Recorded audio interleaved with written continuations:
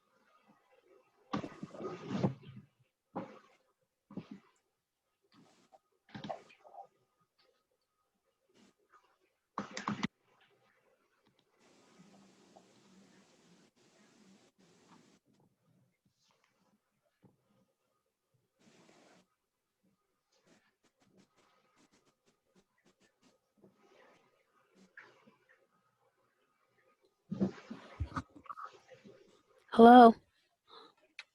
Good afternoon, Ms. Hawkins. How are you? Fine. How are you? Good. Thank you. Thank you for being here. Yes. Thank you. I think Hello, we'll Tanya. just, Hello, Tanya. Reverend Davis. How are you? Good. How are you, Reverend Davis? Good. Yourself? Good. Great, great. Family's well, I hope. Oh, yeah. Staying away from that virus. Yes. I'm very happy about that. Yeah. How about you? Yeah, so far, I had a sister who died from it back in July, but since that time, we've been staying away from it. Oh, that's good. I'm sorry for your loss. yeah, I didn't know that. Sorry for your loss. Yeah, yeah. Yep. Why don't we wait just a couple more minutes because some other folks from a couple of the other subcommittees may be joining us since several are participating in more than one committee. So we'll just wait for just a moment. Good to see you, David.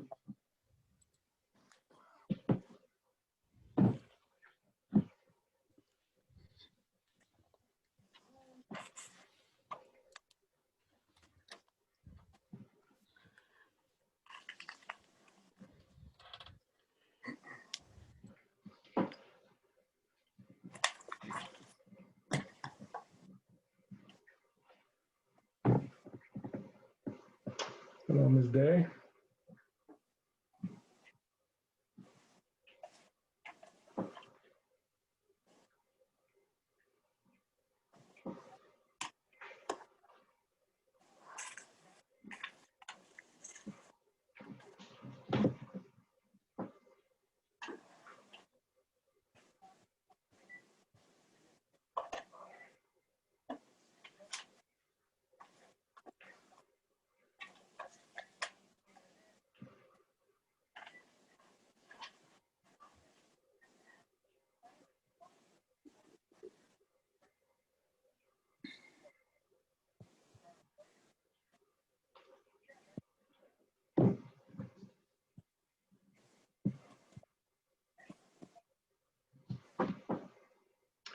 Hello, Allison. Hello, everyone.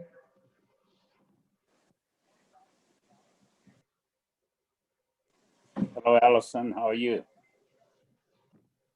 Fine, thank you, Reverend. How are you? I'm great, thank you. Excellent, glad to hear it. Yeah. Allison, did you by any chance attend any of the other subcommittee meetings? I did. I was in the same one as David Litvak. The Okay. Yes, thank you. Policies and procedures. That one. Okay. So that subcommittee is completed. It ended. Yes, Okay. I was slower to get back to you than David was. No, that's fine. I just wanted to make sure that They were, because I figured we'd wait just a minute or two just to make sure that people who wanted to translate from one to the other could come to this one. I'm living proof of that.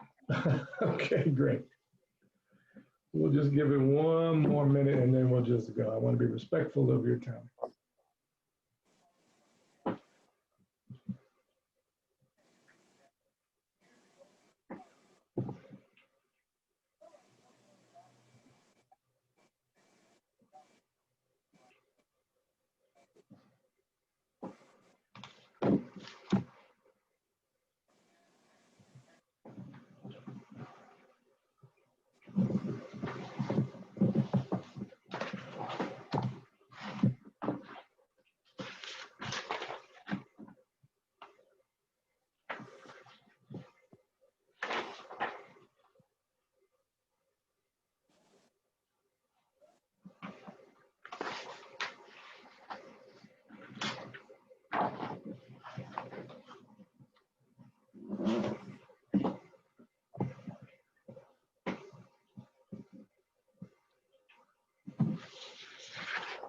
All right, well, why don't we go ahead and get started? It's about 5 after 5 on October 28th.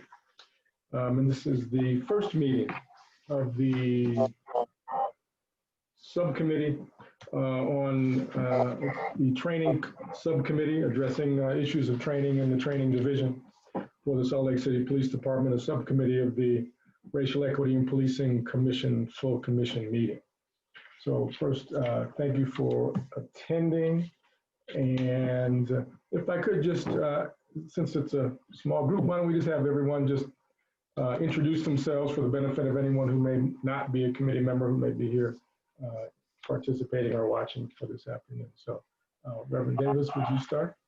Davis, former pastor of the Calvary Baptist Church. Thank you. Go ahead, Hi. Maria.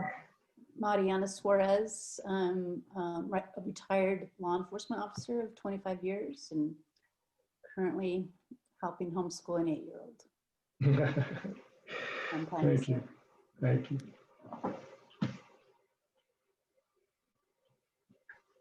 Rogelio?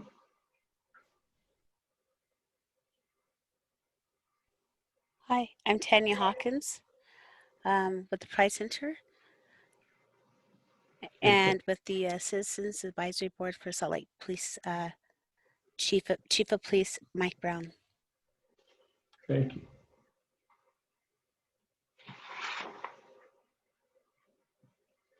Rogelio?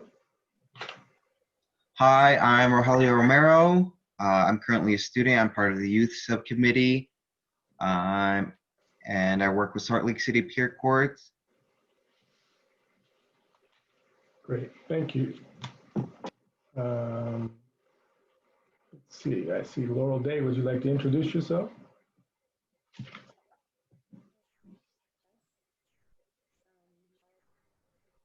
Can't hear you for some reason.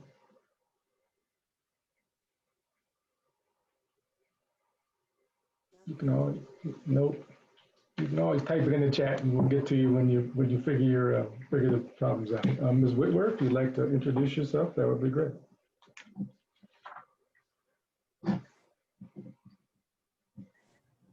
Yes, I'm Sherry Whitwer and I'm with Disability Law and I'm also the board chair of CIT Utah. Thank you.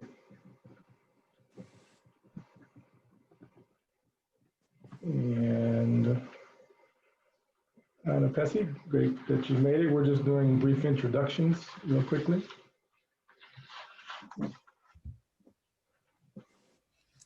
Sorry, Moisa should be coming too. We just finished from the other meeting. That's what I figured. We were trying to wait for you.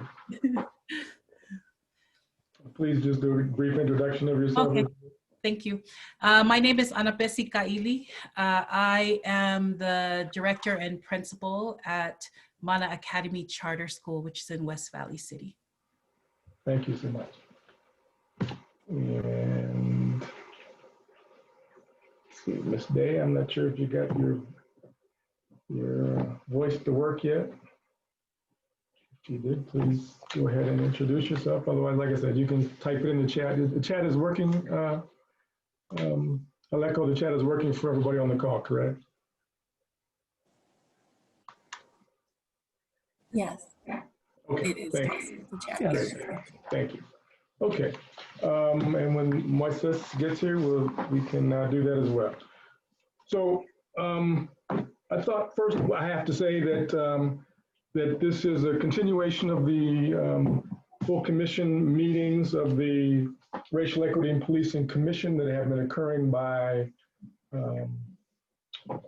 video and by virtual meeting as opposed to in-person meetings. And the full commission has decided to continue that process of meeting virtually until it is safe and or reasonable to do so in person. Steve, if you'd like to do a quick intro and say hello of yourself, please. Glad you made it. Hi, sorry to be late. Steve Andrew Word. I'm born and raised here in Salt Lake City. I'm retired from law enforcement for about 4 years now. I work with the Unified Police Department and pleasure to be working with all of you. Great, thank you, thank you, thank you. And Laurel Day sent a quick chat introducing herself as just a concerned citizen who's been participating in the regular commission meetings. She realized the scope of work there is to do and has volunteered to help if there's any way that she can help. So thank you so much for that. And I see Zandonati Felicia. If you'd like to introduce yourself, please feel free to do so as we get started. Sure. I am also a concerned citizen and mother. I'm in a interracial marriage, so I see my family in a lot of the issues that are happening, and I want to be involved. So I really enjoy listening to these meetings so that I can be more informed and more active in activism. Great. Thank you for being here. All right. So moving forward. Moses has joined us, by the way. Okay, I don't see him, but I'll say, oh, there he is. Moises, we're just doing a brief introduction to folks before we get rolling.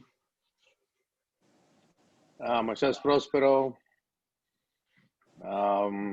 criminal justice researcher. Done. Great, perfect.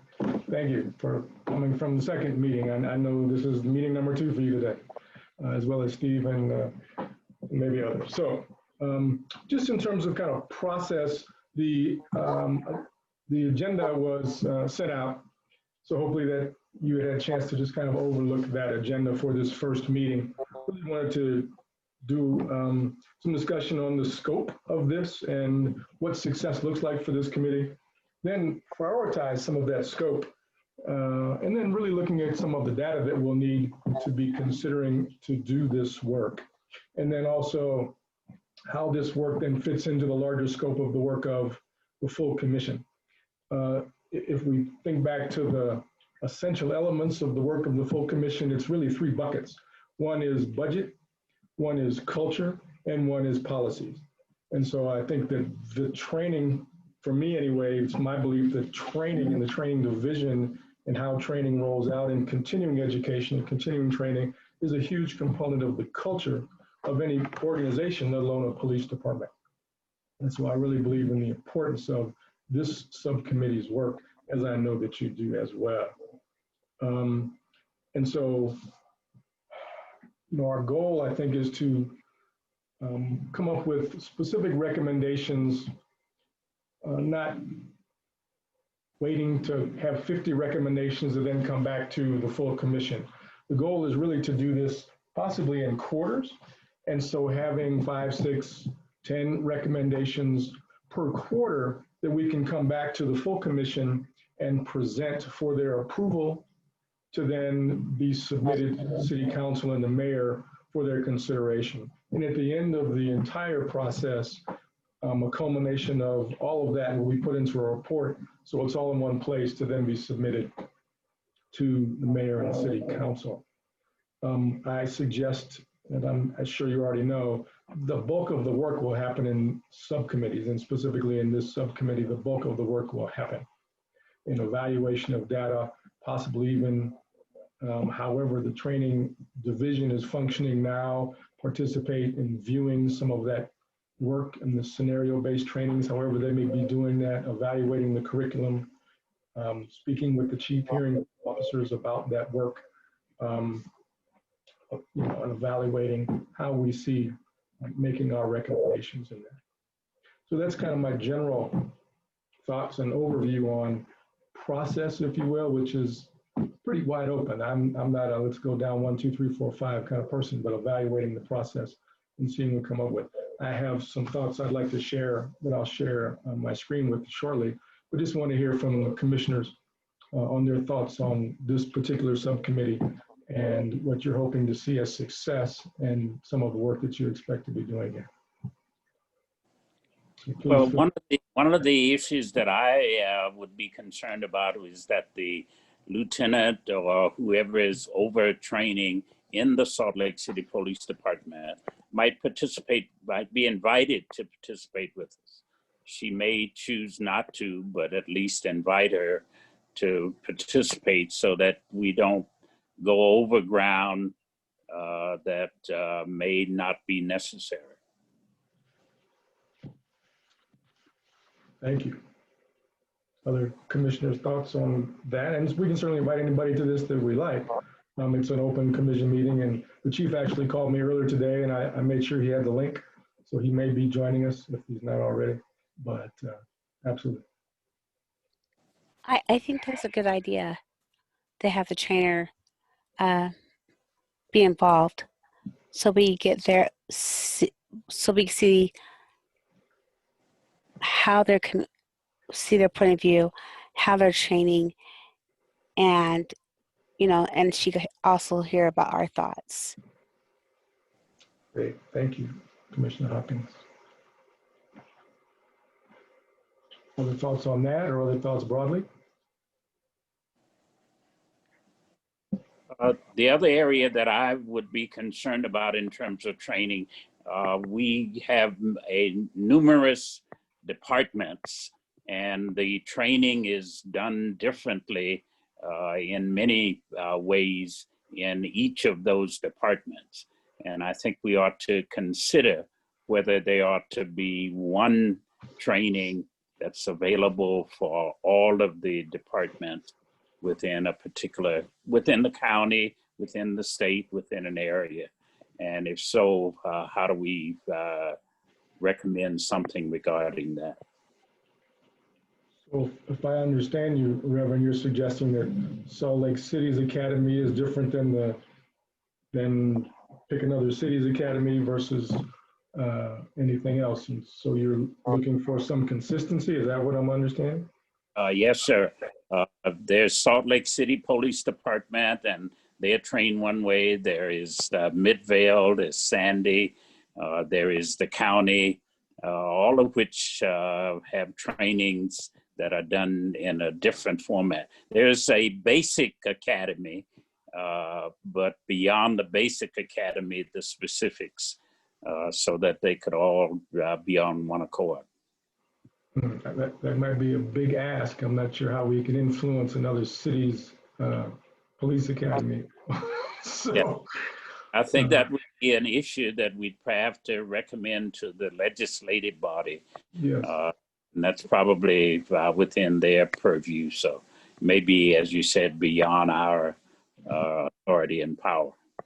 Right. That might be beyond our, I think it's certainly beyond the authority to do. Certainly maybe a recommendation can come out to the legislature that there may need to be more consistency in that training. Understood. Yes, sir. Right. Other thoughts? I know one of the discussions that we had looked at evaluation, evaluating the trainings that are going on, and how do they know that these trainings are effective, and if it's meeting the objectives of the training. Because I know that they have a lot of training that they're yes, specific hours that they have to do. Yes, they do. Thank you. Mr. Researcher or Dr. Researcher or anyone I else? just want to agree with Ana Pesci. She stole my thoughts on ball evaluation. So, Right. and I was going to throw another word in, and then she said that word too. So All right. I'm not even going to be in this meeting no more. She could say everything I'm going to say. No, we're not letting you go, so stick around. Thank you. Okay, any other thoughts? Dante, I've just, Department of Public Safety just came out with some information, and I'm hoping that we could use that as a resource. They did some findings about their own agency and some things that they needed, and I'm sure that involved training. So it'd be interesting to see if we could get a copy of that report. Great. Thank you.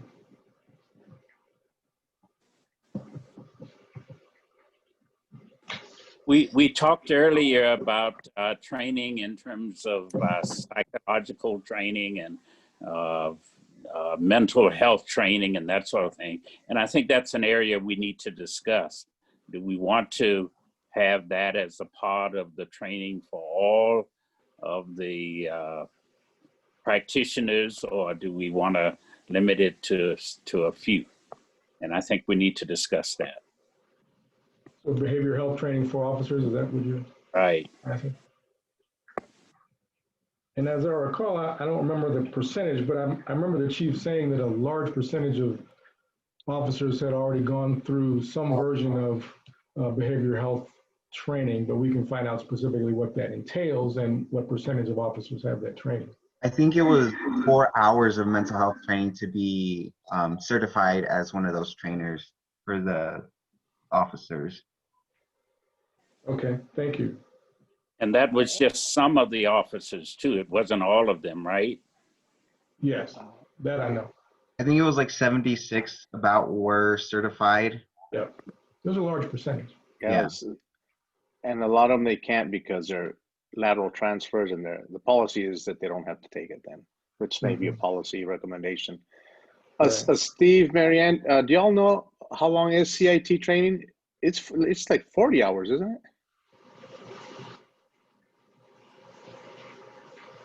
I'm looking at you on the screen, Marianne. I don't know if you can see me. Yeah, we can see you. I believe it's a week. I believe it is a 40-hour basic training and then a 4-hour recertification annually after that. And just while I have the floor, the training budget is something we should discuss, ensuring that the resources are there to meet those needs. And relative to mental health, I think is the way officers are trained to interact with the community, but I would also like to see emphasis on like self-help and officer wellness that comes through the training unit. So I think it's a similar but separate. Thank you.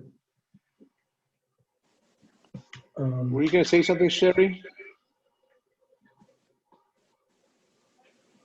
Yes, I was just going to say CIT, the best practice program's 40 hours and 8 hours for annual recertification. And then they do 16 hours at post originally. So. Great, thank you. And I think Salt Lake PD also has like a team that's like the CIT team too, isn't it? Don't they? I think that was a separate entity with the University of Utah. So they have the emergency team that the U is, and then we have the officers who are certified for mental health emergencies. So my understanding, and someone else could speak to this, but so there's the MCOT team, which is from the University of Utah, and that's behavioral health. And then Salt Lake City has training. And what I have been told is there are 4 hours that, or 4 officers who are CIT certified, fully certified. I think we could inquire if there's either a special response team or, I mean, if who's on duty when, if those officers aren't on duty, then what's the response and how do they then address that, right? Okay. So if y'all don't mind, I'm going to share my screen with just some thoughts that I have on some of the things that we can consider. Can everybody see the screen? Okay. Just in terms of training writ large in the training division, in terms of some of the data, what are the demographics of the trainers? And how are community trainers used in the academy, as well as in service, the ongoing training that officers receive? What is the type of defensive tactics used by Salt Lake City Police? There's as a 40+ year martial artist, there's lots of different versions of defensive tactics. I've taught DT to police departments. So it sometimes depends on the actual basis of the DT that is defensive tactics that is taught, that is the mindset of the officers and how they utilize it, I would suggest. And so I think it's important to get a sense of what the underlying either art or philosophy is of the defensive tactics that is taught. I would suggest, and I've had enough conversations with folks, that many officers are uncomfortable with their own physicality, and therefore their reliance on a weapon is where they go because they're uncomfortable with their own sense of physicality and being able to deal with someone just hands-on, one-on-one. Next is, what's the amount of training on community interactions vis-a-vis tactics, weapons, strategies, etc. And I have a copy, I think we all received a copy of the Salt Lake City PD Academy's curriculum that I think we can certainly talk about, but there's 4 hours of fair and impartial policing. There's 6 hours that includes ADA, First Amendment, and invisible disabilities. And that's all that I've seen on this list out of 72 hours of training. So I would suggest maybe there's a conversation to be had about what is the level or amount of training on community interactions in relation to everything else. In that regard, what do the scenario-based trainings look like that the Academy has? How much of that is community interactions with someone who's having, a mental health crisis, those types of things, not just a shooting or a vehicle stop, those kinds of things. What is the in-service? I don't know that we've received, and I told the chief, we'd probably like to see some of the curriculum on the in-service trainings that are happening. What happens if someone doesn't meet the expectations of a scenario-based training at that time? What is their expectation of how do they have to certify, recertify, come back, redo it, go through it again? What is that process? What are the demographics of the field training officers and how are they selected? Because often the FTOs, once the recruit gets out of the academy, is really the one who influences how that recruit goes about their daily business once they get in the car with the field training officer. Is there some type of matrix, sorry, don't make you dizzy. Is there some type of matrix or use of force continuum that's in place or that's discussed? How is that approached and taught within the academy? How is de-escalation trained? Again, scenario-based training. How is disengagement trained? I've worked with some cops who said, well, I'm here, so why wouldn't I hook him up? As opposed to, I just need to step back and allow this to work and wait for behavioral health, CIT, whomever that might be. Is there some expectation of waiting for other professionals to come in and assist, as opposed to, I need to just deal with the situation right now? So those are just some of my thoughts on some things that we can, one, ask for data about or information about, and other things that we might need to consider. So I'll pause and just ask also for your thoughts on this list. It's certainly not all inclusive, but just something to get people, again, talking and have something on to look at while we talk about some things. So happy for your thoughts. I would like to have us think about retraining. If a person does not do well in terms of passing the training initially, and after a time period, is there a need to be retrained, or after some particular experience, is there a need for retraining? So I think we ought to add that to, as number 12 perhaps, is what retraining is available to members of the department. Thank you. Other thoughts? Commissioner Andrew Weirton, I know you said you used to be the director of a training division, so I'm happy to hear your thoughts. Yeah, I think you brought up a lot of important issues. As we were getting warmed up there, kind of spitballing a few ideas.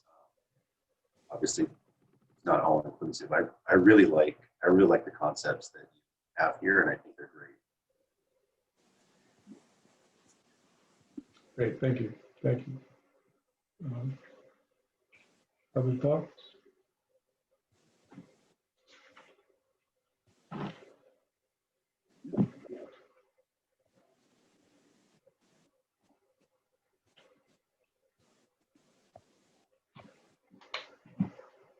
And I do think, hopefully I didn't cut anybody off, I do think it would be valuable to have Lieutenant Zayas in this group and can really point. She might be able to answer some of these right away, or at least help facilitate a discussion about whether processes they have are deep enough or if they're absent. So just to go back to that recommendation earlier, I think. Great, thank you. And I can certainly raise that with the chief, or at least have the chief connect me with the lieutenant to see if she's available and willing to come and participate in the subcommittee. Thank you. Great, that's a great idea, first of all. Yes, I totally agree with that too. You know, a lot of discussion about training, but then also, you know, cut the budget. Those things for me, they don't match. And so, you know, what is the balance and what's priority? And if we are going to require more training, what does that do about budget? Right. So I'd like for us to make sure we remember at least that part all the time. This costs money. Right, no question. I think that's a part of our charge, is to make those recommendations around budget as we see the importance, or as you see the importance, prioritizing maybe what's missing or what needs to be added to the curriculum and the conversation within the department, no question. Other thoughts as you digest all of where we are so far? Yeah, I have a comment. So I understand that we need to be careful about the budget, but also in training, I think you kind of pointed out this in your layout here, is how those officers are trained, and that doesn't cost any more budget. So a lot of these points that you made shouldn't increase budget. It's just how and who is training them. So if you have someone who is just like, oh, we have to do this, so just come along with me, we'll get it through. And my experience, for example, trying to teach a domestic violence class to some officers, a couple issues, hearing something from a woman about domestic violence, sometimes it's hard for officers. So I think, I don't want to get caught up in the budget or things like that, but really what you said about before about culture and really trying to change that culture within law. Thank you, thank you. I'm looking through, and I should have opened it so I could pull it up on the screen. Looking through the Academy curriculum, the course of instruction 2021. There's 4 hours of training on response to sexual assault, not specifically DV. But I don't see anything that is specific to or broadly domestic violence. So that might be something to consider in the curriculum itself. Especially because domestics is so big. Yeah, no doubt, no doubt. And there's also, you know, one of the more dangerous pieces of work that police have to do is walk into a domestic violence situation.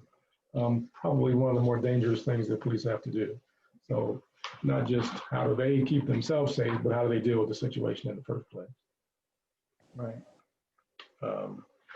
Okay. No, great, thank you. So then where I thought we could then go is then how do we begin to prioritize some of the things that we've talked about? If everyone is okay with what's on the screen, and then including some of the other things that have been discussed before the screen went up, which I think some of it overlaps. But how is training evaluated, right? It's not specifically on here. How do we evaluate? So anyway, so I think then how do we prioritize, or what should we begin to prioritize as we look at some of these pieces of information? If we take, for example, 5 things to start with and dig in to the meat of that, separate from asking just demographics. I think that's a separate, easier piece that we can ask for. But just in terms of content of training, outcomes of training, how would you look at what should be maybe the top 5 things that we would look at in prioritizing some of this work? So we're just brainstorming here as we go. So please don't hesitate to offer thoughts.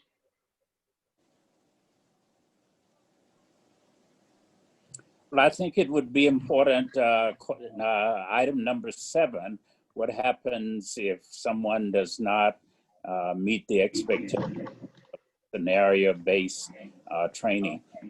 Is there consistent and positive way of evaluating that? Or is that a subjective or objective evaluation on terms of what people are doing? But I think that would be an important piece for us to look at when we talk about training versus application in terms of the practice of law enforcement. Okay. Thank you, Reverend. Other thoughts?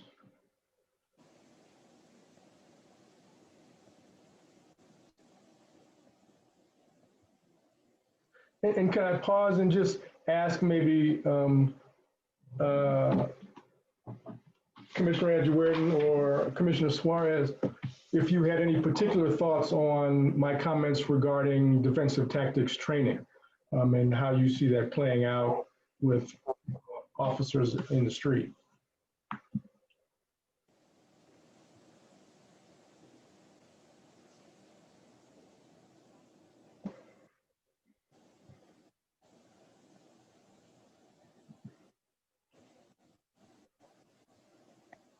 Trying to unmute with my keyboard there, and for some reason it's not working.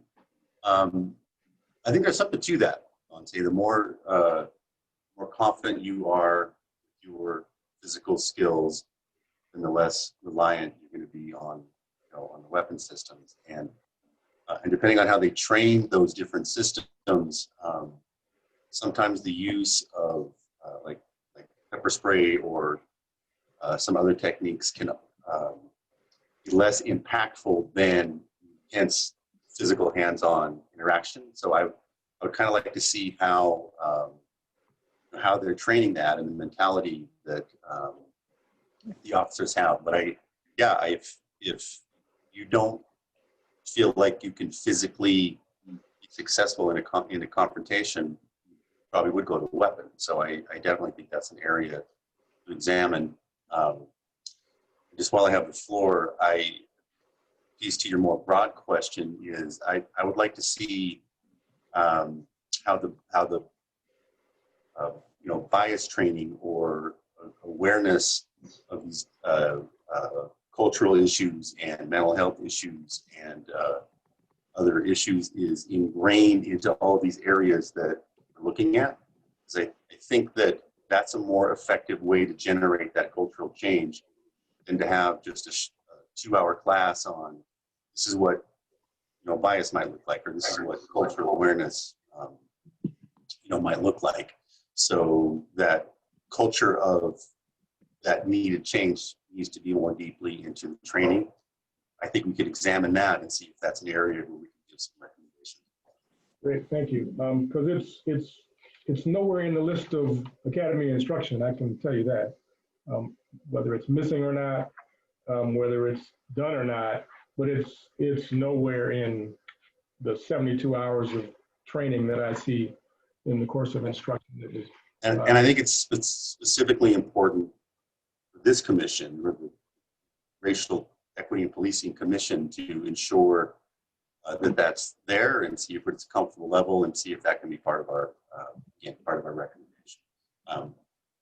I'm hearing what you said, how it's not documented there. I'd be curious if it's implanted into the training. So I'd like to hear what the department says about that. great, thank you. With the other committee, Are you suggesting that the bias training is no place, or the tactical defensive training is not there? Which one? well, there's plenty of defensive tactics. I'm suggesting that there's no cultural bias or Okay, type of bias training in the curriculum as I'm looking at it now. right. Okay, thank you. So would the commissioners agree that that would be a top 5 to at least take a look at and evaluate? Yes. I would certainly. Okay, Yes. great. Yes, I agree with that. Thank you. Which is, on some level, I think is, are there community trainers used in the academy and in the in-service sessions? But it still needs to be done, not just by community trainers. It needs to be a part of the training curriculum itself, no matter who teaches it. So. Dante, one of the ones that I'd like to see in the top 5 is that community interaction. I mean, just setting that, for me, that's where the culture comes in, where we're all part of community. I'm going to treat you with dignity and respect, and right then and there, we already start de-escalating just by treating you well, and vice versa. I'd like to. I'm interested in what that looks like. What kind of training? Basically, yeah. What does that look like? Because I think that would prevent a lot of issues. A lot of these videos that I've seen, I'm like, well, you probably could have prevented it there. You could have prevented it there. You could have prevented it there. You could have prevented it there. And now you're in a confrontation, and now it's probably too late. There is a 4-hour session entitled Fair and Impartial Policing. I'm not sure what the content of that is. I would imagine that's probably the bias training that they're probably putting in. That deals with cultural issues. Okay. Fair and impartial. The acronym written here for this training is LDR. Anybody have a clue what that would be?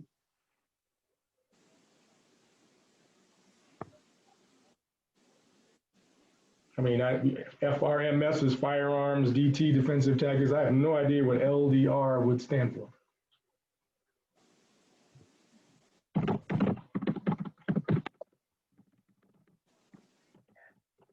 That's something. It'd be great because then the lieutenant could tell us if she'd be here. Huh? Yeah, no, I don't know what LDR would be. So, okay. Does this encompass 12 and 13, Commissioner Anjouerden and Commissioner Prospero, what it is that you were looking for? Yeah, okay.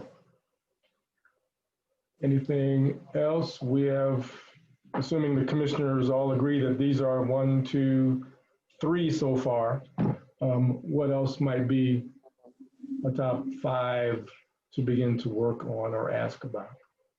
Well, I think number 3 ought to be added to the top 5. What is the type of defensive tactics used? And item number 3. So I agree. I think that if we have more training in that area, perhaps we would expose less people to weapons. So I would like to end that as one of the top 5. And to maybe enlarge that some, I think this also then kind of flows into the policy discussion of what is allowed in terms of, arrest control techniques, what is allowed, the chokeholds, or the varieties of things like that, all come under the auspices of defensive tactics. And so I think that conversation, I mean, if I look at how the DT is listed, there's specifically weapon retention, impact weapon, baton, edge weapon defense against a knife, ground survival, which is 8 hours, cuffing and searching, which is 8 hours. And so there's some aspect of all of this would be about how to control someone that you're dealing with. But I think that is the overall question is, what is the type of defensive tactics and the philosophy and mindset that's being taught within the academy or the in-services. And also, just as an aside, maybe not an aside, but there is no national standard for minimum hours, at least in ongoing in-services, for defensive tactics training, certainly not hands-on training. There's lots of weapons, et cetera, but not, there's no national standard.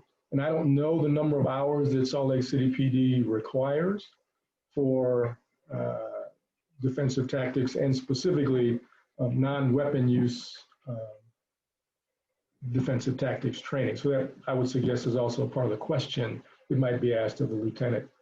What is that ongoing in-service training and what does it look like?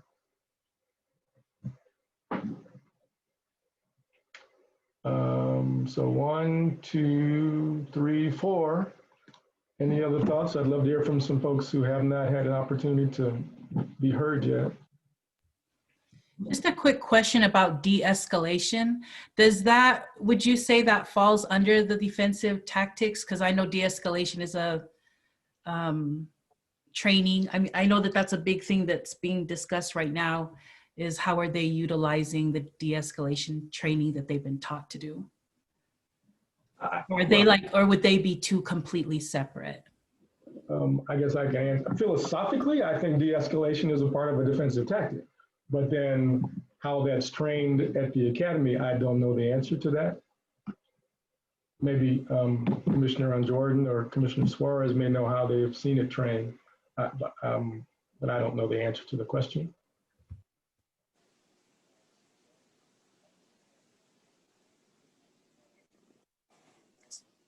So certainly, I think the de-escalation and disengagement are on some level go hand in hand.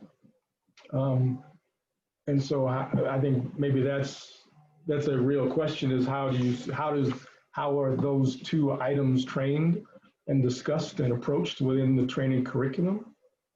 I don't know where it is in the curriculum because I don't see anything entitled anything close to that.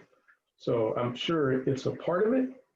Because most all academies now, it's just, I mean, the buzzword and the training component of the day is de-escalation. Disengagement, maybe not so much, but this de-escalation certainly. So that's certainly an important piece of this question.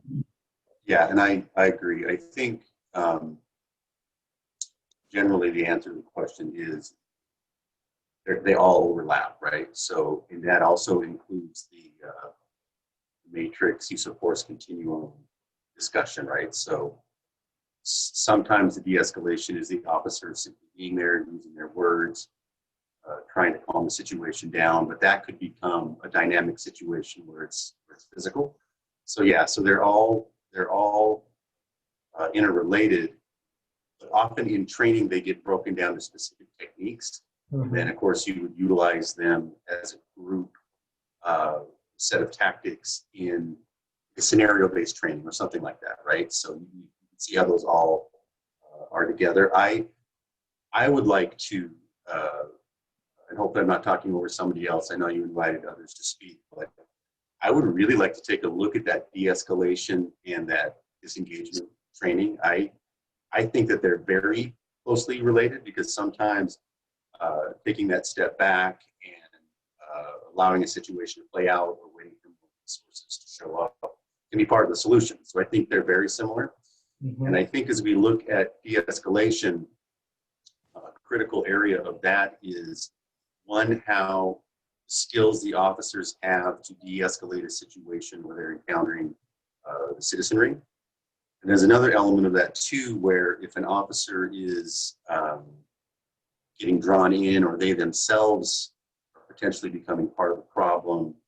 Can other officers on the scene identify that and intervene so that law enforcement's presence there does not create a greater situation because of the behavior of a member of the department?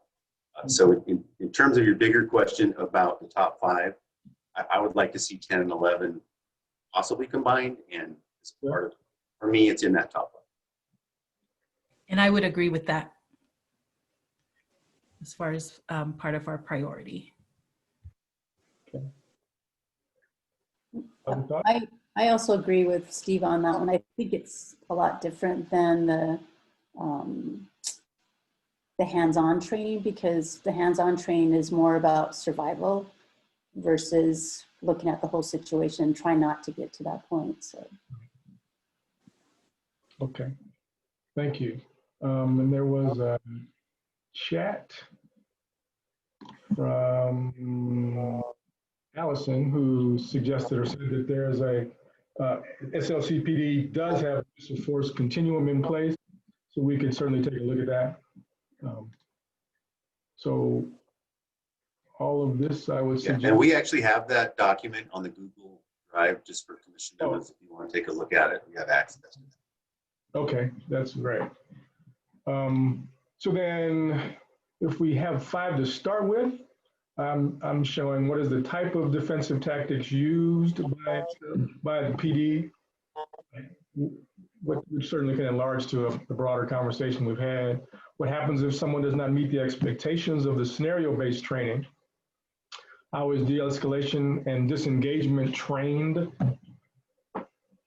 Bias training, racial and cultural awareness, and how is that embedded in the overall training, and where do you see that? How do we see that play out in the scenarios and other work in the academy? And then what is the training that specifically encompasses police and community engagement? So 1, 2, 3, 4, 5. Does that work for the commissioners? Do we have kind of a consensus on a top 5 to begin with? Yeah, that looks really well. Looks good to me. Yeah, Yes. that looks good. Okay, excellent. I will share this up and kind of rewrite this a little bit, and then be sure to send it out to each of you so you have it as we begin to move forward on this. So thank you for that. Where am I going? So back to the agenda. In terms of data, which is a much kind of easier ask anyway, before we then begin to digging into the data itself and making recommendations. Are there specific requests for thoughts about the data that can be requested? I think a couple of the things that I had on here were just demographics of the training staff, demographics of field training officers and how they're selected. I think those were the 2 data questions that I had on my list. But commissioners, just your thoughts on some specific data points that could be requested from either the lieutenant or from the chief.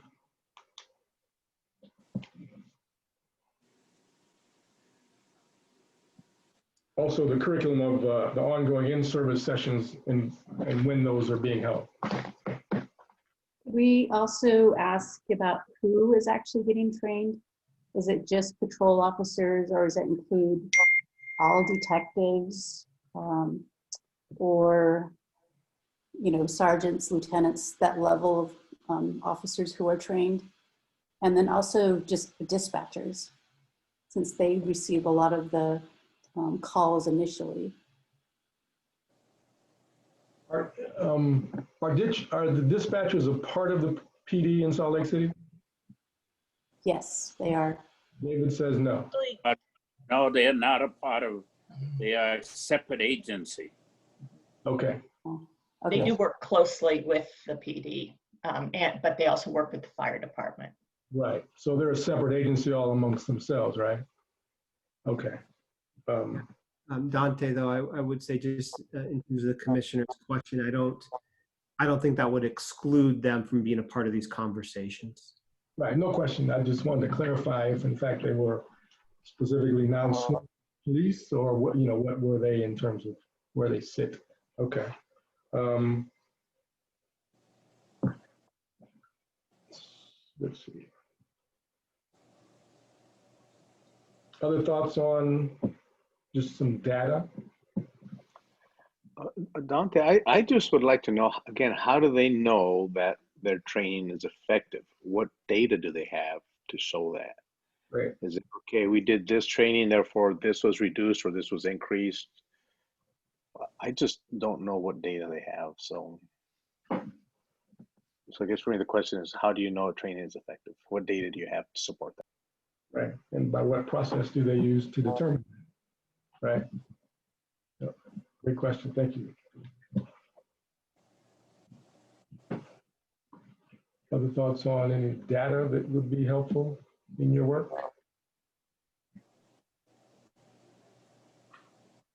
Do we have access to all the trainings that are required? I think you were reading off of something similar to that, where it just kind of has the 76 hours broken down. Yes, there is. It was sent out to, I just got it from a list of data that I think the chief sent to all the commissioners. I could resend it just to make sure everybody has it at the top of their list. Yes, please. Did you want to say something? I just wanted to mention that the files and content shared during the open meeting will be posted online as well. Great, so I'll get the links and everything and put that information out there for the public as well. Thank you. So yes, so we can get that to you, Commissioner.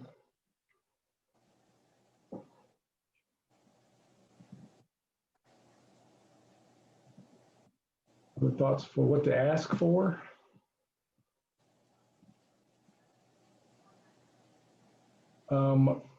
It's not necessarily academy, but I think it's important to know and see what the stops data is.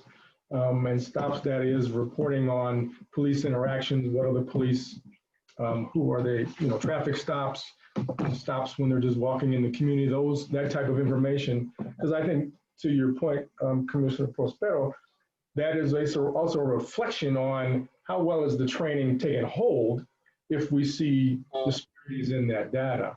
So maybe just a suggestion that stops data, and I don't know if the PD collects, some do, some don't. So it might be a question of importance in terms of determining how well the training is maintaining itself, if you will, by looking at some of that stops data. I think that would be great. And also if they have any kind of, where it has like the race and ethnicity of those who are stopped.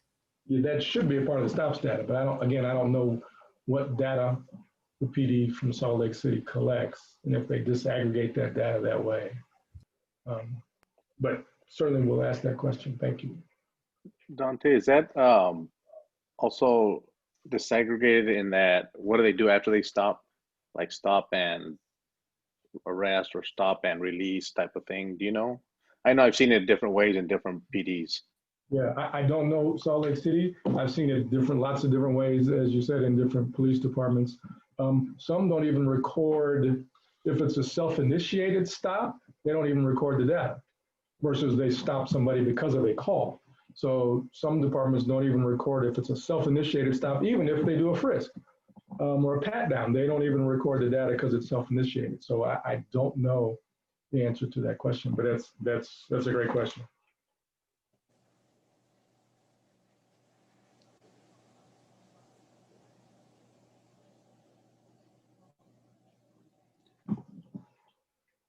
The question I would ask about that, Dante, is does that include call information as well on calls that come in and how they are responded to? Could you expand a little bit more on the question? If you talk about stops, they may, officers may be called and show up. My daughter-in-law, for example, this past weekend, called an officer, and the officer showed up and told her that there was nothing that he could do. But later on, an attorney told her there was something that he could have done. So is that included in the stops information about calls? Just in terms of any interaction with the community members based on the call? Right. Okay.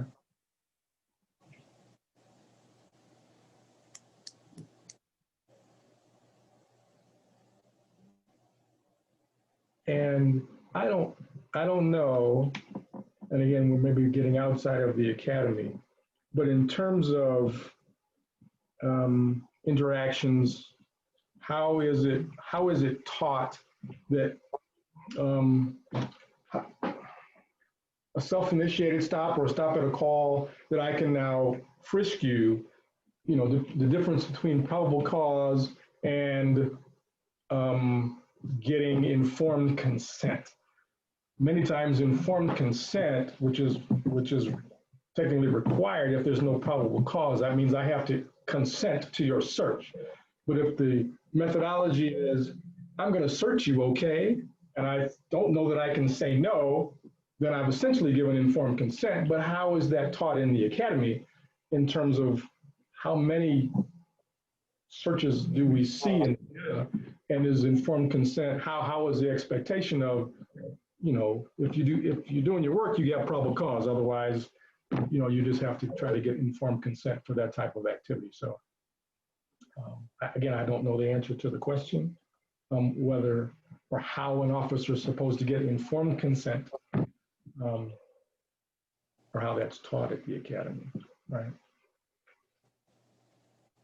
And what does the data show about the number of frisks that are happening if those are recorded in the first place? And I don't know that it's, some communities it's a huge issue. I don't know the level of the issue in Salt Lake City's communities of color, if they're feeling that, it's an intrusion, it's happening all over the place or not. So I just raise it as a point of thinking about. I put on my public defender hat and give you some of this component.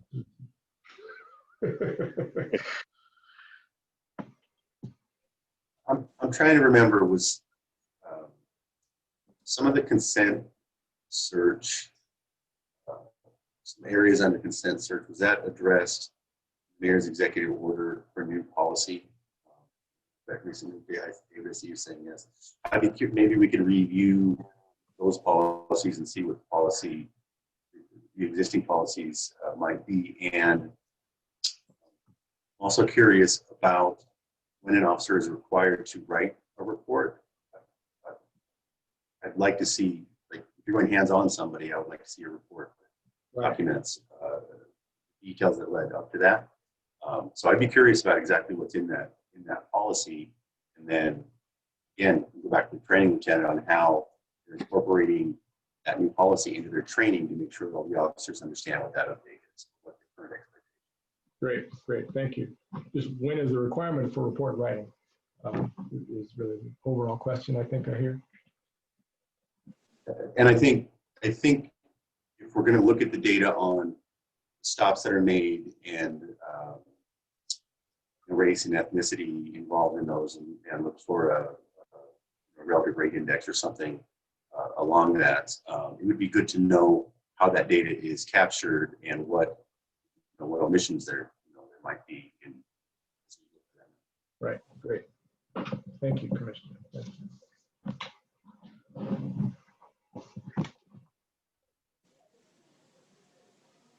Other thoughts? I think we have a good list to start.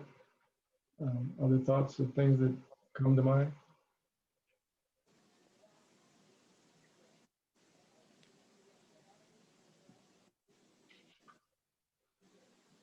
Okay.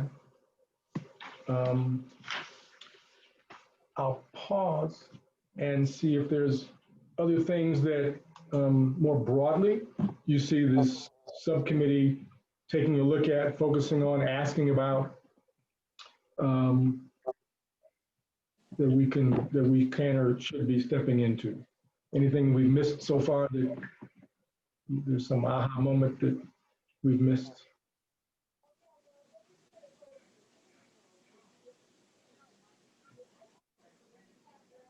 I think we start with these 5 items, and then as others come up, then we add those to the list by consensus. Okay. Something that I was thinking of, just how do the officers feel about these trainings? Which ones do they feel are lacking? Which ones do they feel like are done well and executed well? So I think just their perspective would give us a better chance to kind of reflect on their opinions and our opinions to get a better consensus of what to do and how to proceed. That's a good point. Thank you.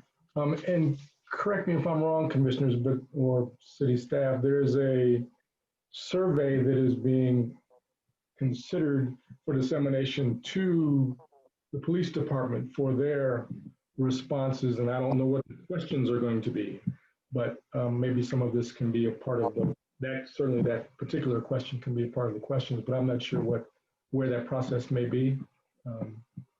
Maybe some of the staff know, I don't know. It was brought up maybe a month or so ago on the Pew study to collect data. It is a very, very large study. Okay. I don't know if there's capacity with your group, the Langdon group, or with this commission to be able to do something that large. Okay. So I think that's something that has to be discussed probably with the larger commission. Right. Thank you. Thank you. Yeah, Dante, just to add on to what Moisa said, from staff's perspective, the understanding is that there has been discussion about the idea of surveying our officers, but no decision of how to do that was made.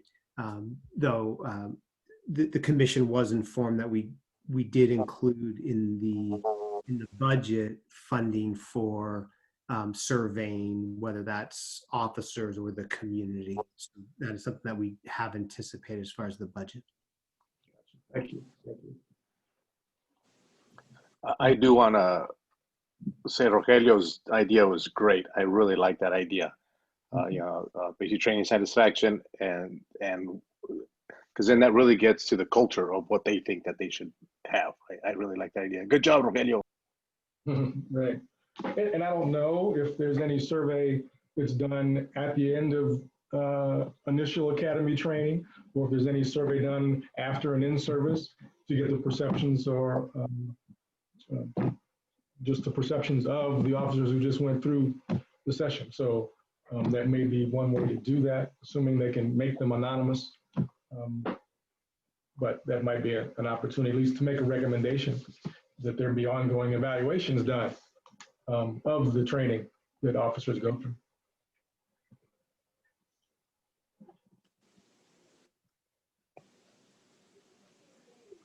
Okay. So, Commissioners, what I would suggest, and I don't need to, I know the meeting was scheduled till 6:30, but I don't need to keep it if we don't have enough stuff to keep you till 6:30. What I would suggest is a review of, and I will send out, or one of the staff will send out, the course of instruction for 2021. That's the academy curriculum that was submitted to the commissioners, and ask you to take a look at that, and you can see how the breakdown of the coursework that we've discussed in relation to some of the questions that I think we've highlighted. I will formulate some of the data questions and submit to the chief, who will then disseminate them where they go to Lieutenant Zay or whomever. I will see if the lieutenant is willing to come and sit maybe at the next commission subcommittee meeting to talk about some of these questions. And then I will, what else was there? Was there another specific action item for me?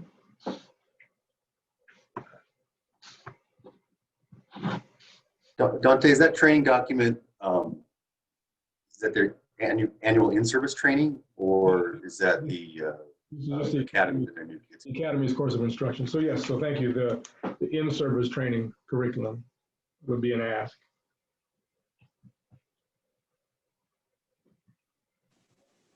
You also going to send a copy of the document that you've been referring to. Yes. Thank you. I will send that out.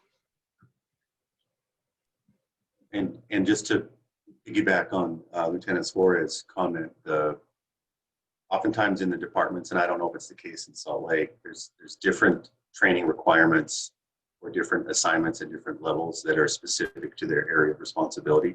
So if it is, I was gonna say bifurcated, but if it is separated in that way, could we get the list for all? Great.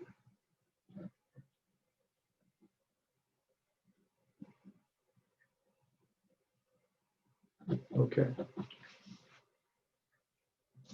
I think I have my action items to do. I will make sure that the information gets sent to you so you have it so that you can review and begin to digest some of that. I would also suggest, is nothing within anything that we've looked at. There was a report called the Report on 21st Century Policing that was done 2017, maybe, from the Department of Justice under President Obama. There was a voluminous document full of recommendations on policing, from community policing to training to everything else. It has essentially what it's called 6 pillars of policing. I will also send that link to you. You don't have to read the whole document, but the summary of that is probably 6 or 7 pages, which is certainly worth reading. I think as an overall idea of some positive recommendations that have been utilized by police departments around the country, but may also give you some other things to think about. So that's just my suggestion to you as a resource that you could take a look at. Commissioner Prospero, I'm guessing you've seen that document and may have some thoughts on it or offer a thought on it now that you may wish to share with the commission. I really liked it, so I would recommend.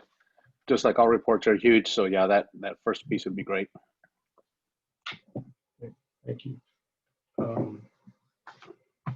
Okay, so then just in terms of next meeting, the next meeting would be scheduled for Veterans Day. Veterans Day is a holiday in the city.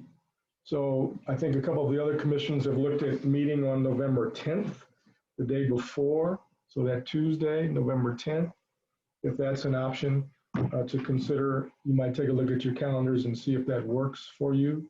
Or, I mean, if you have if you're fine meeting on Veterans Day, please offer that as well. Please, yes, thank you, Allison. You have the document handy. Feel free to send that out or attach a link to it in here. I'm fine either day.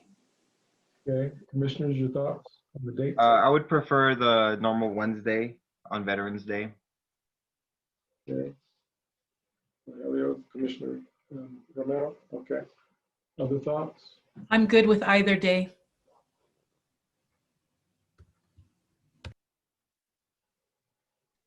I'm a veterano and I'll work on that day or any other day. That's fine. I am too, and I guess I will as well, so that's okay. I'm good with either date. Okay. The 11th works for me. Okay. So that begs the question, though, city staff will not be available because it's a city staff holiday and we can't ask them to work on that day. So I don't know how, I mean, it's always great to have city staff. Are they necessary at every city subcommittee meeting? That's another question. Is the library staff available? Because they're the one who set up and send out the link. So that's the real question. The library is closed on Veterans Day. Aha. So I think that's the answer to the question, commissioners. So since most everybody said they're available both days, why don't we look at November 10th then? Because I don't want to. The library is closed, but if we need to make Zoom links and sign on a Zoom meeting on November 11th, I'm okay with that. Thank you. I appreciate that. I would still hesitate to ask you to step outside your work day. So can we do November 10th, commissioners? That's the Marine Corps birthday. There's no way I could. No. Yeah, I'm fine with the 10th. Okay, well, I'm Army, so I don't care about the Marines. So 10th is that works. fine. 10th is 10th fine. Me. 10th is fine at the same time, 5 to 6:30. Right. Okay. November 10th, 5 to 6:30. And also, just as an FYI, that afternoon at probably between 3 and 4, there's a possibility that we can make a presentation to City Council on where we are at this point, since that'll be the first opportunity after the subcommittees have met. So it would probably be the Langdon group, but certainly would make you aware and available and ask if there's anything you'd like to make any remarks about. But just so you know, we have a tentative date or time that afternoon to do a presentation to City Council on kind of where we are at this point. So November 10th, 5 o'clock is where we have for our next meeting. And then also looking at the rest of the calendar, which is why we, if you noticed the email that went out and Commissioner Prospero had a question about it, the goal is not to meet as a full commission once a month moving forward, but if we look at the dates and the holidays after November 10th, November 23rd is the next day, which may or may not be a subcommittee meeting. Then there's December 9th, and then after that would be just before Christmas. So it begins to really get tight just because of the holiday schedule. So that's why we looked at really looking at doing the subcommittee meetings, they're going to happen, and then coming back and giving the subcommittee a chance to really get jump started to come back to the full commission with some specific conversation. So just your thoughts on that. November 23rd, is that oh, I'm sorry. Wednesday. You mean the 25th? 25th, I'm sorry, which is the day before Thanksgiving. So was there an expectation of meeting or no meeting on that day?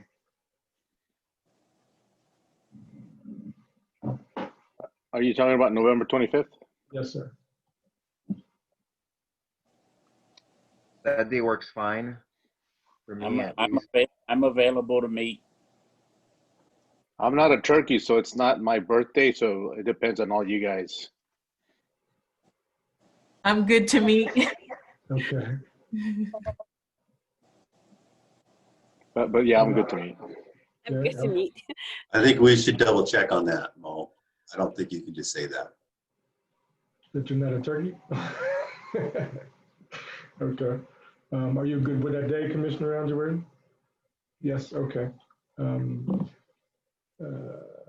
Other commissioners? I won't be in town that day, but that's how it is. So. Okay, thank you. All right, so we'll plan on the 25th, and it looks like, you know, we're not gonna be meeting as a family anyway, very much in, so we'll be doing whatever we do, eating turkey by Zoom with our cousins and our family. Cindy Lou, you had something? Yeah, I just wanted to confirm, is next week a regular full commission meeting then, Dante? Because we had 2 weeks for subcommittees, and then there was the week of the 11th, and then there was the 18th. So if it's something we need to discuss at a different time. That was my question too. Okay, I don't specifically know the answer to that question. Okay, we can discuss it in the core commission coordinating meeting. Okay, thank you. I'll ask you, commissioners, would it be your preference to come back to a full commission meeting next week or to have another subcommittee meeting next week? Where we can dig into this a little bit more. Your thoughts, please. Since we don't have anything to report, maybe we ought to have another subcommittee meeting and then be able to report accept our priorities, report something the week after, which will be the 18th.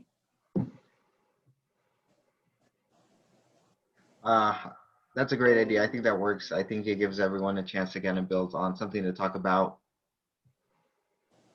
Okay, so we will meet next week as a, let me get my dates right. We would meet next week, the 4th, as a subcommittee. And, well. So does that mean we'd have 3 subcommittee meetings before we have a full? I think so, because the 11th is scheduled for the full commission meeting then, which can't happen on Veterans Day. So that would leave us on the 10th, and then the 18th could be the full commission meeting. Is that? I just wanted to be clear that if the commission members are good with that. Yeah, that's why I'm asking thoughts. I'm good with that. Okay. I see thumbs up. Any, if I don't see your face, any other thoughts from commissioners? Thank you, Reverend. That works for me. Thank you, sir.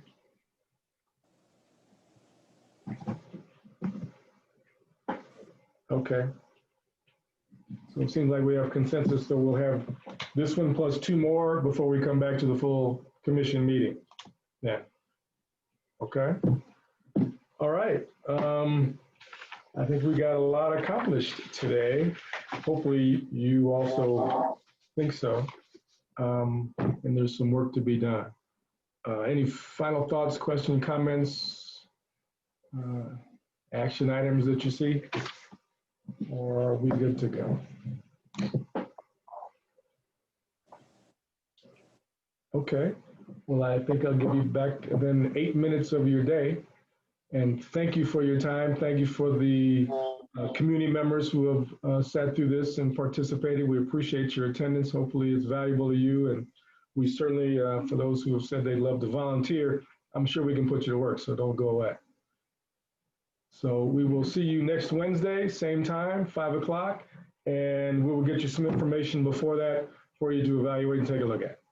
So thank you very much. Thanks a lot, Dante. Thank you. Thanks, Dante. Thanks, everyone. Have a good night. Catch y'all later. Thanks. Take care. Bye. Be safe.